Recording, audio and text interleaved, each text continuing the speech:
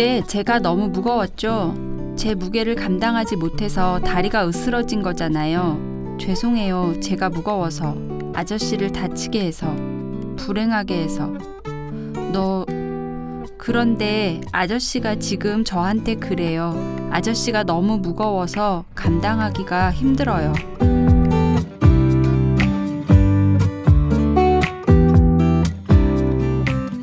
어른과 아이, 그 사이 어디쯤에서 고군분투하고 있을 우리들의 사춘기에 대해서 책으로 이야기를 나누어 보는 우리가 사랑하는 사춘기 무사사 54번째 이야기를 지금부터 시작하겠습니다.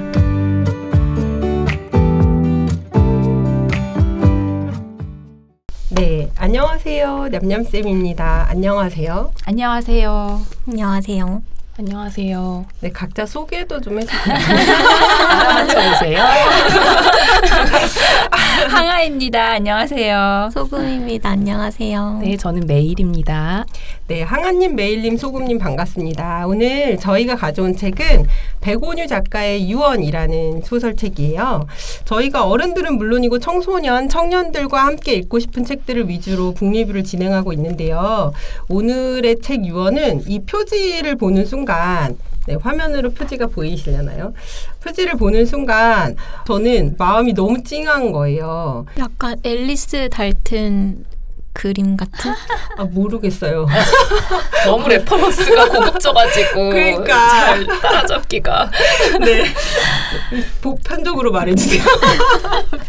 죄송합니다. 근데 이 표지가 이 책을 위해서 이렇게 편집을 한 거죠. 그러겠죠. 그렸겠죠? 원작이 있는 걸로 나오는데 원작에는 3명의 여자가 서 있는 장면이거든요. 세 친구인데 2명만 두 명을. 그렇구나. 저 몰랐어요. 저는 그냥 이런 사람의 뒷모습을 보면 약간 나를 투영시키는 것 같아요. 그래서 되게 앳된 여자 학생들 정도의 모습이잖아요. 근데 왜 짠했을까요? 이게 색깔은 굉장히 쨍한데 네. 뭔가 뒷모습이고 각자 이렇게 따로따로 서 있잖아요. 그래서 뭔가 하여간 저는 이야기가 밝은 이야기는 아니구나. 뭔가 그런 느낌. 좀 조금 힘든 얘기가 나올 수도 있겠다 이런 느낌이 있었어요. 네. 그럼 오늘 이 유언이라는 책은 메일님께서 내용 줄거리 준비해 주셔서 얘기 잘 들어보고 같이 이야기 나눠보도록 하겠습니다. 네, 방금 우리가 책 표지 이야기도 했는데 저도 그랬습니다. 처음에 책을 들었을 때 이 표지를 이렇게 들여다보면서 그림도 신비롭지만 제목은 또 무슨 이야기일까 궁금해졌는데요. 오늘의 소설인 유언의 줄거리를 말씀드려 보겠습니다. 유언은 주인공의 이름입니다. 18살이고 여고생이죠. 이 소설은 유언네 식구들이 무엇인가 짓눌린 듯 서로 뭔가 불편해하는 듯한 아침 모습을 묘사하는 것으로 시작합니다. 유언은 10여 년 전이던 6살 때 아파트 화재 사고에서 살아남은 아이인데요.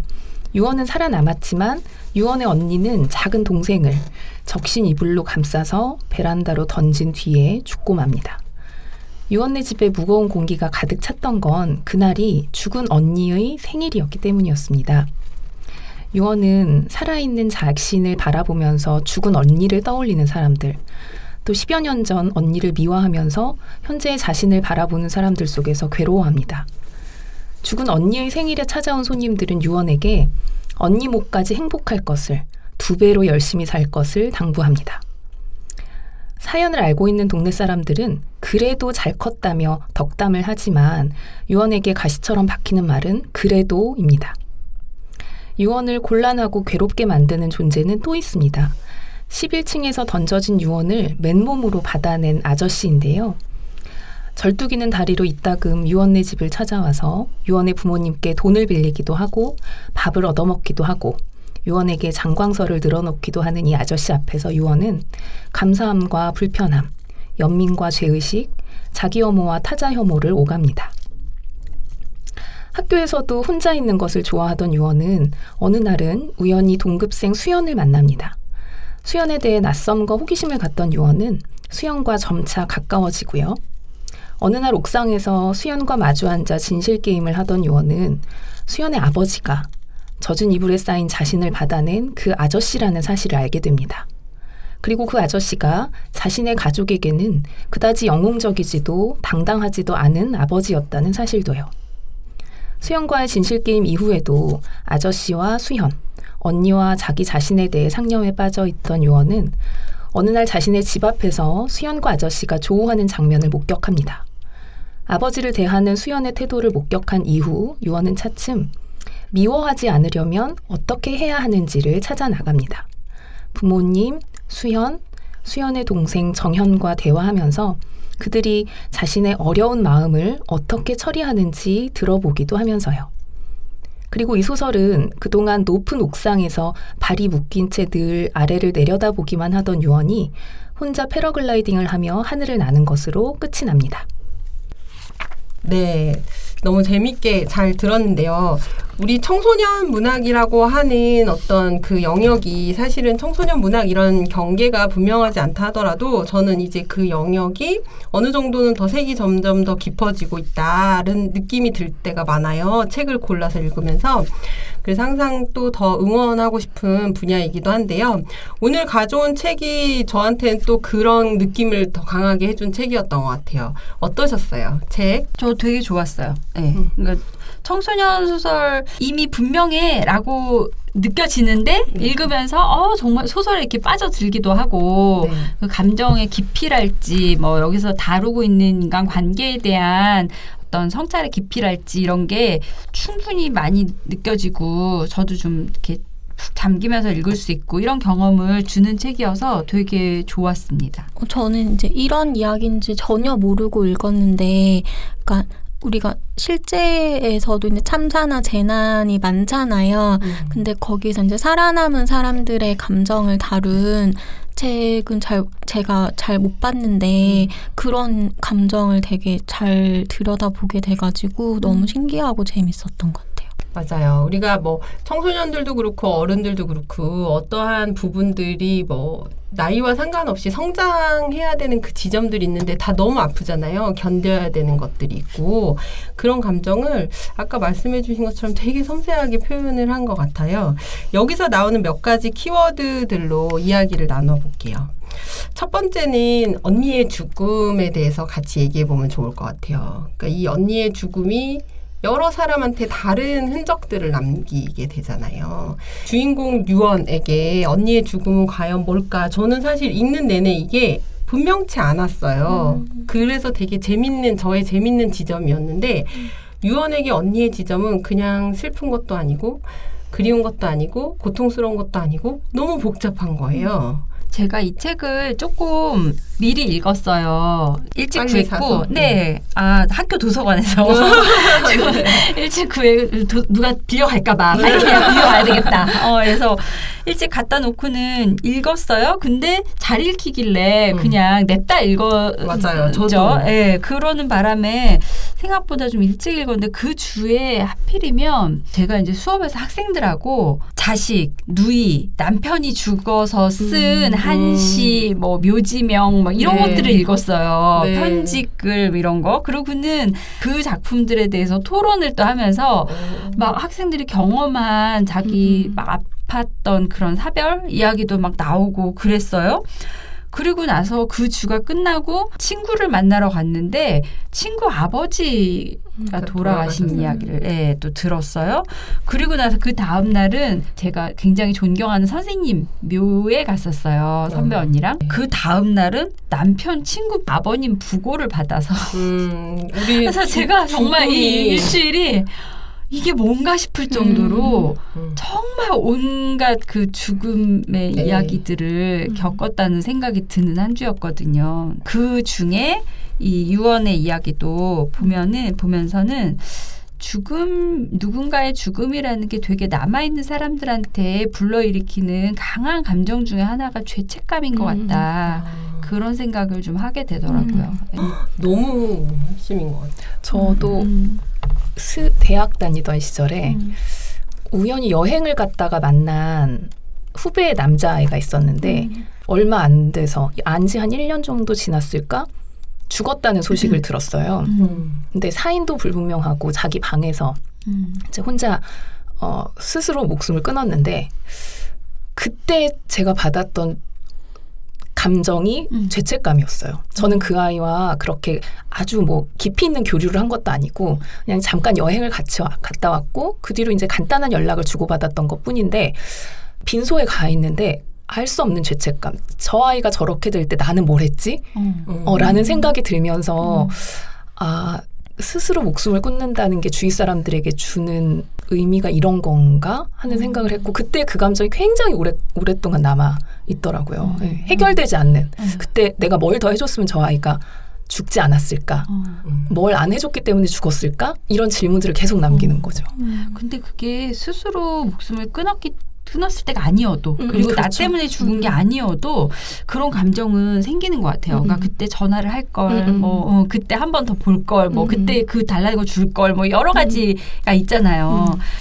오늘 책에서도 되게 중요하게 그 죄책감의 문제를 가지고 얘기를 하게 될 텐데 죽음이 가져오는 첫 감정이 약간 죄책감이다. 이거 저도 계속 그랬던 것 같아요. 주변에 누군가가 죽었을 때 주인공 유원이는 특히나 언니가 자기를 구하고 죽었기 때문에 그거에 대한 고마움을 가져야 된다는 어떤 이렇게 강요된 고마움이랑 죄책감이랑 이런 감정을 평생 끌어안고 살아야 된다는 게 되게 청소년일 때 더 특히나 힘들게 다가오는 캐릭터인 것 같아요. 자신을 구하고 언니가 죽었기 때문에 자기 때문에 죽은 건 아닌데 자기는 살았고 언니는 죽었고 이제 그런 것이 아이한테 더 큰 죄책감이라서 저는 이 책에 보면 12장이죠.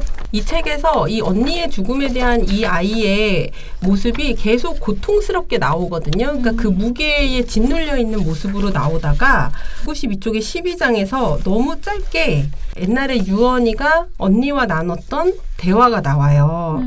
유언아 언니가 있으니까 좋지? 응. 앞으로도 계속 놀아줄까? 응. 원희도 언니랑 놀아줄 거야? 응. 그래 그러자.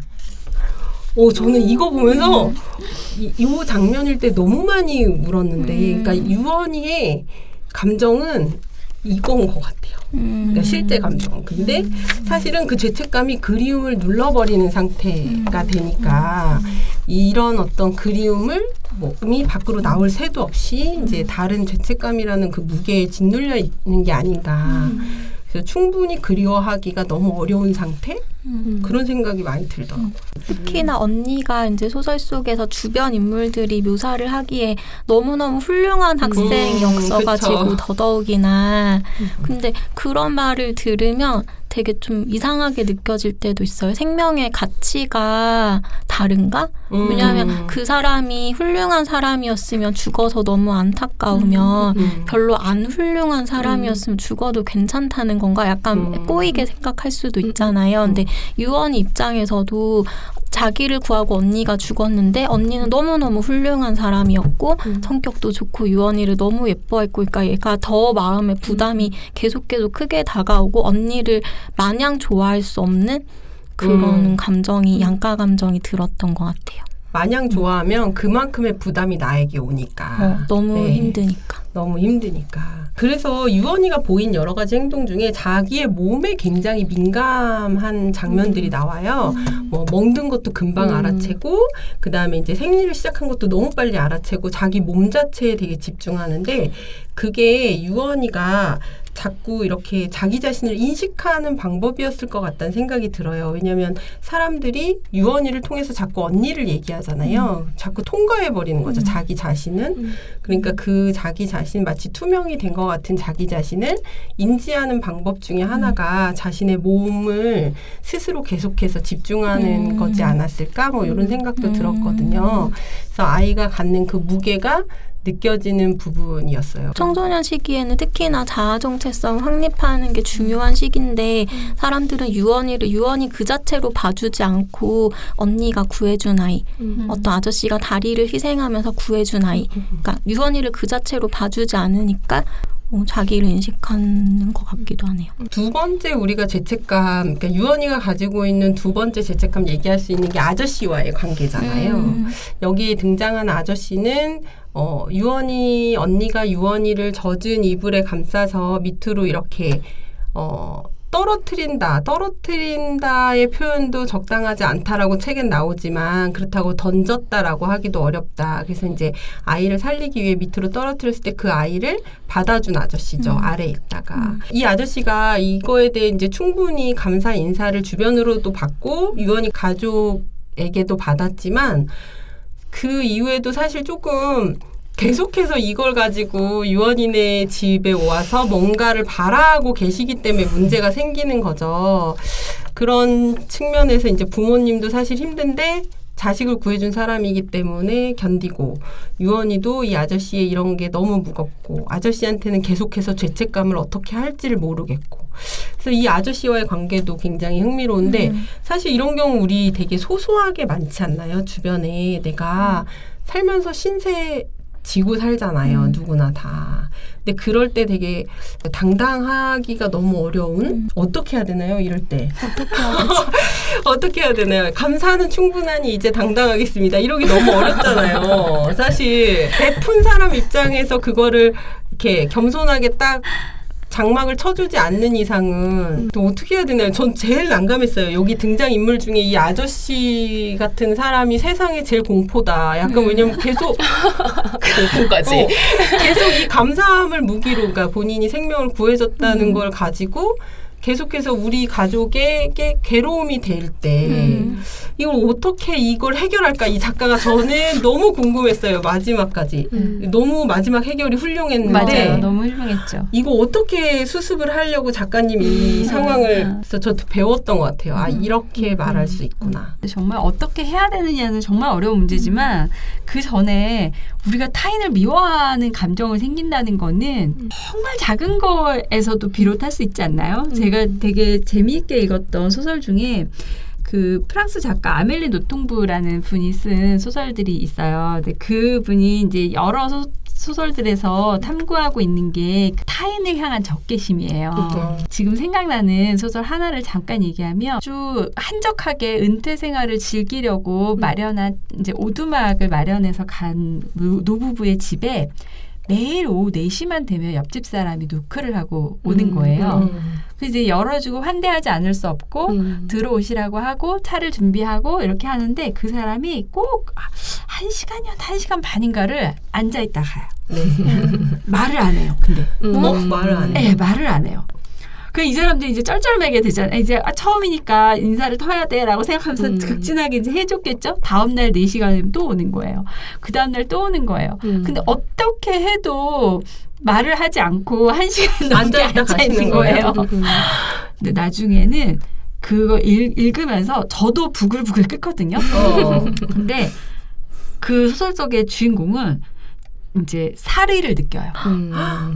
네. 근데 그게 너무 이상하게 느껴지지가 않아요. 그 정도로 계속. 네. 그러고 나서 생각을 해보면 이제 그걸 덮고 생각해보면 그런 극단적인 상황이 아니어도 정말 내 짝이 있는데 매일 내 지우개를 써.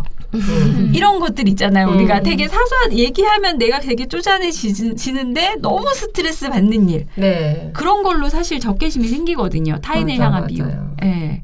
아까 그 메일님이 줄거리에서 미워하지 않는 법에 대한 이야기를 하셨잖아요. 그래서 어떻게 하면 미워하지 않고 이 문제를 해결할 것인가.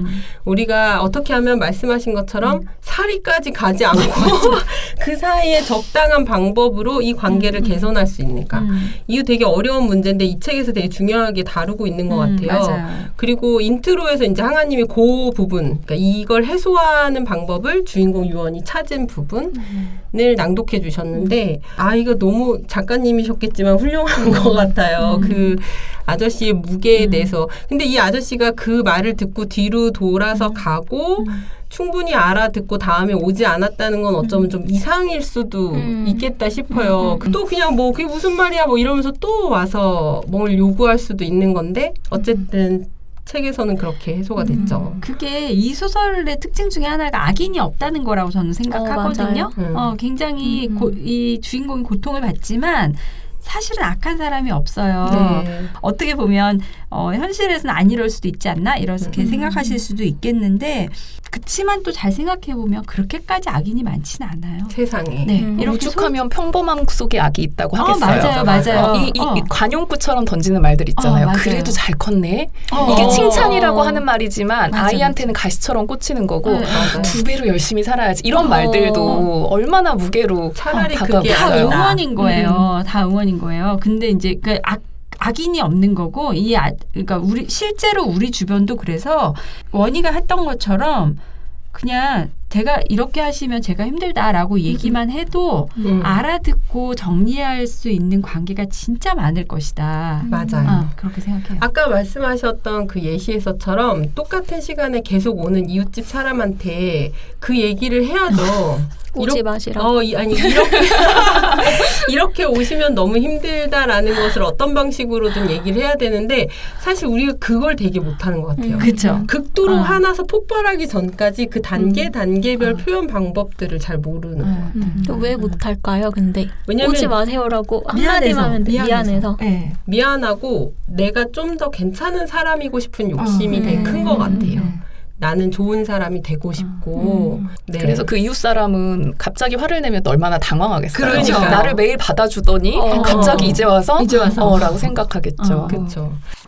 근데 저는 이 아저씨를 보면서 이게 화재 사건 이후에 이제 살아가는 사람들의 이야기잖아요. 네. 그 재난이라는 게 재난을 당한 사람, 그냥 단순히 피해를 입은 사람 말고 그 재난에 연루되어 있는 어떤 종류의 연루든 간에 그 연루되어 있다는 것만으로도 인생이 굉장히 남은 인생이 괴로울 수 있겠다는 생각이 아저씨를 맞아요. 보면서 하게 돼요.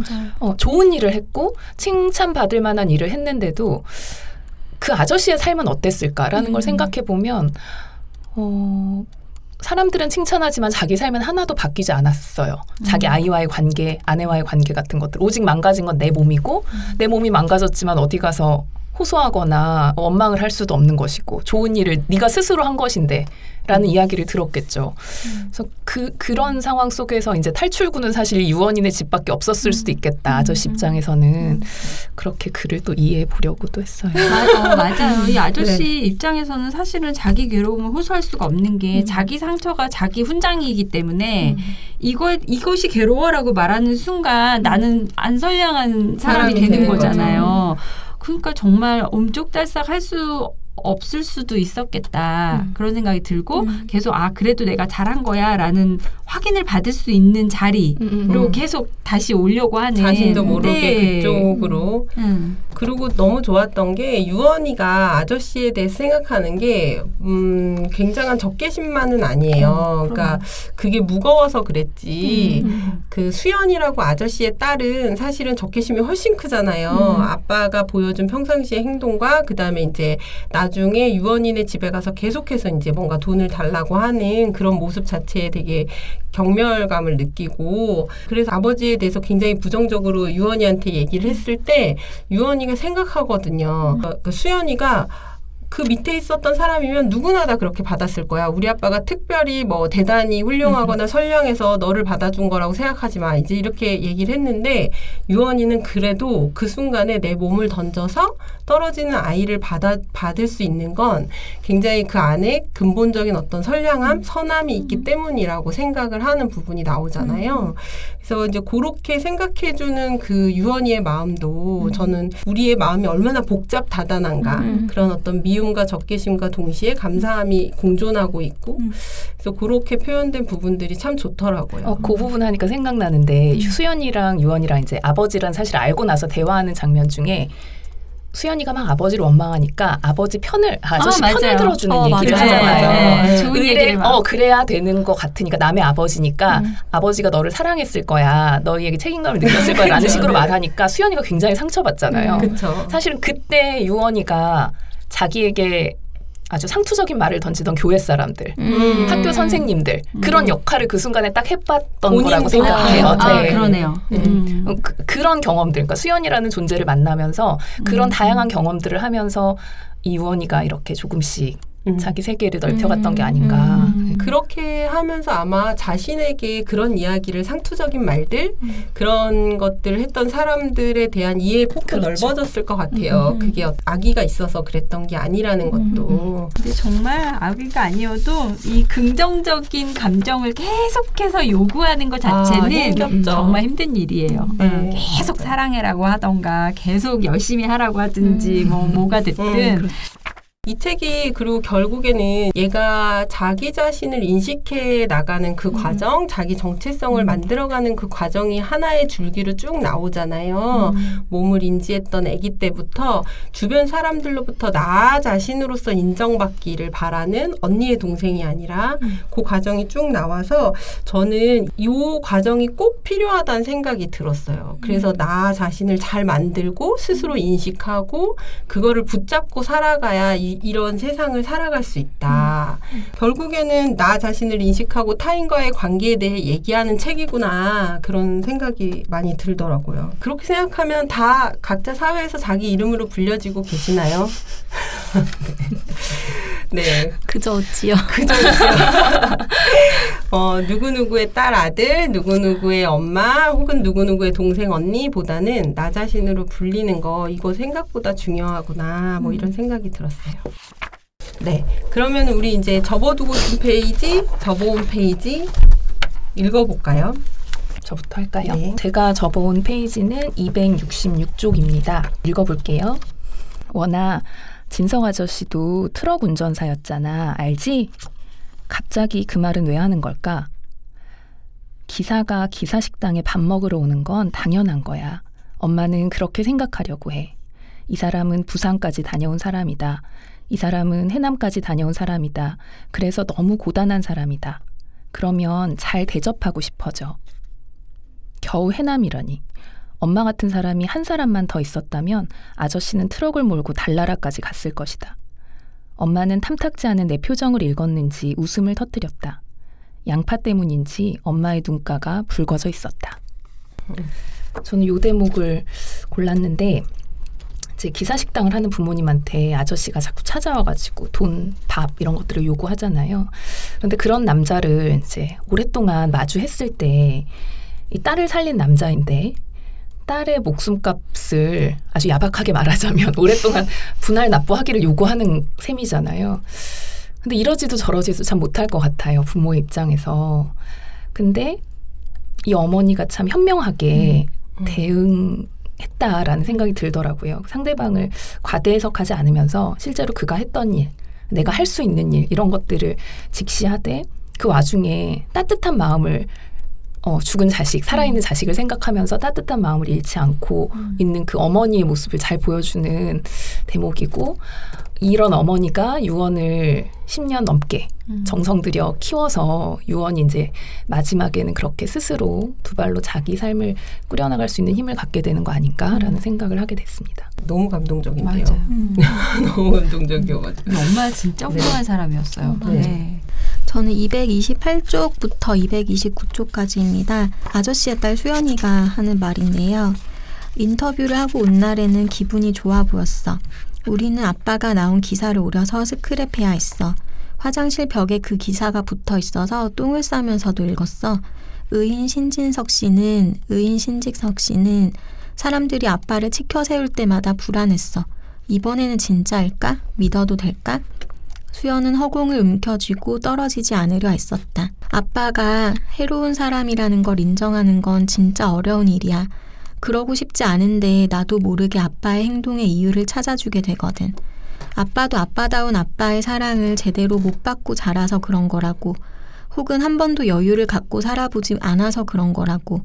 살면서 누군가를 도와본 게 처음이라 은인이 되어본 것도 처음이고 그런 식의 대접을 받아본 것도 처음이라 거기서 아직까지도 벗어나지 못하고 있는 거라고. 내 머릿속에서 자꾸만 아빠를 가련한 사람으로 만들거든. 뒤에도 좀 이어지는데요. 그러니까 아저씨라는 캐릭터를 좀 잘 이해할 수 있었던 부분이었던 것 같아요.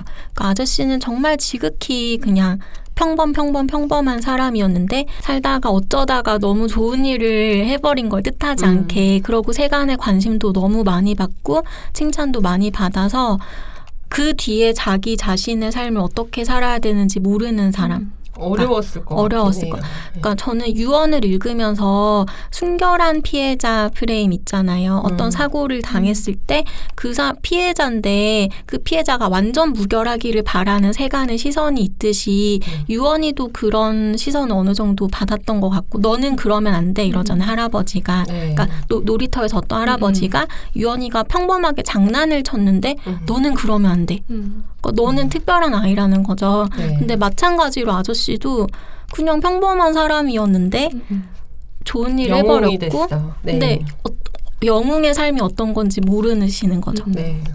그래서 아저씨도 되게 힘들었겠다. 처음엔 되게 싫었는데 조금 이해가 되는 장면이었던 것 같아요. 오히려. 이게 보니까 소프트 커버와 하드 커버의 쪽수가 다르네요. 전 나머지 세 분은 다 하드 커버를 사셨고 저 혼자 호레미 저런 네. 이거밖에 없던데. 이거 서점에. 그래요? 네네. 저는 온라인으로 레어템을 샀는데. 사셨군요. 네. 그래서 쪽수는 좀 다를 수 있다고 말씀을 드리고요. 저는 111쪽 접어왔는데 쪽수 좀 다르실 것 같아요. 어떤 내용이냐면 학교 옥상 창고에서 수연이가 유언이의 언니가 예전에 이 학교 다닐 때 썼던 투명 인간이라는 어떤 글짓기의 내용을 찾아서 유언이한테 줘요. 그래서 그거를 유언이가 읽고 서술한 부분이에요. 나는 소설 제목 옆에 붙어 있는 언니의 고1 출석부 사진을 보았다. 지금의 나보다 1살 어린 언니를 단정하고 모범적으로 보였다. 그러면서도 조금은 예민하고 신경질적인 인상이기도 했다. 어떻게 두 개의 가능성이 한 얼굴에 공존하지? 나는 언니를 처음 보는 사람처럼 한참이나 그 사진과 언니가 쓴 문장을 들여다보았다. 어느 날부터 이유 없이 몸이 투명해지기 시작한 아이에 대한 이야기였다. 투명 인간에 대한 보통의 로망이 가득했는데 복수를 하거나 갖고 싶었던 것을 상점에서 싹쓸이하는 장면이 그랬다. 그런데 자신이 존재한다는 것을 가족과 친구들에게 증명하기 위해 분투하는 장면은 분명 코믹하게 쓴 것 같은데도 다 읽고 나서는 묘하게 슬퍼지는 것이었다. 보이지 않아서 사람들과 충돌하는 일이 잦아지는 바람에 자신이 여기 있다는 표시를 하기 위해서 파란색 풍선을 손에 쥐고 다니는 장면 또한 어쩐지 처연했다.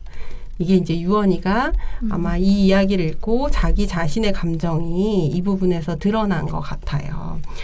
우리가 책 같은 걸 읽거나 글 같은 걸 읽을 때 우연치 않게 자기 자신을 발견할 때가 되게 많고 그런 자신을 인식해 나가는데 그건 저는 되게 중요한 과정인 것 같아요. 그래서 그렇게 자신을 인식해야 자기가 지금 무엇을 욕구하고 있는지, 그러니까 무엇이 자기에게 필요한지도 알 수 있잖아요.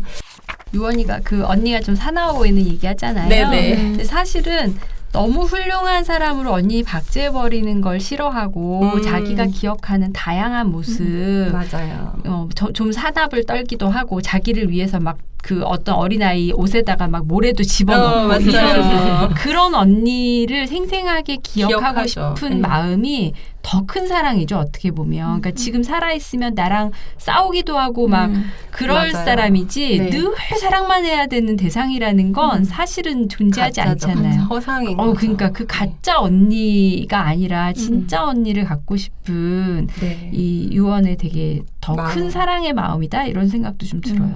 그 대목 읽으면서 저는 생각난 이야기가 있는데 네. 그 투명 인간이 풍선을 들고 다니는 네네. 그 이야기 동화책에 있는 거 아세요? 아, 그래요? 첫째가 더 어렸을 때 많이 네네. 읽어주던 책 중에 투명 인간이 된 스탠리라는 책이 있어요. 어느 날 이유 없이 자고 일어났더니 엄마 나 안 보이지? 그러면서 이제 네가 어디 있는지 좋아했는데. 모르겠으니까 그러면 풍선이라도 들고 다닐래? 좋아! 그러면서 이제 풍선을 들고 다니는 거기서 되게 유쾌한 장면으로 그려져요. 그리고 어느 번개 치는 날 갑자기 또 몸이 다시 짠하다고 나타나는 그런 엔딩인데 그런 모티프가 여기 똑같이 있어서 되게 반가웠어요. 그렇구나. 네. 이 책의 가장 큰 매력은 인간이 가지고 있는 되게 복잡하면서도 모순된 감정, 생각, 행동들을 잘 보여주고 있는 거라는 생각이 들었어요. 하지만 우리가 다 그렇게 단순하지 않은 존재이기 때문에 한때 세상에서 나를 가장 미워했던 아이의 어깨에 기대어 잠들 수 있다는 것. 그게 이제 또 살아가는 희망이 되기도 하는 것 같습니다. 오늘도 나를 꼭 안고 내 곁에 사람들에게 손 내밀 수 있는 하루가 되시기를 바라면서 인사드리겠습니다. 구독과 좋아요도 꼭 눌러주시고요. 네, 다음 시간에 뵙겠습니다. 감사합니다. 감사합니다.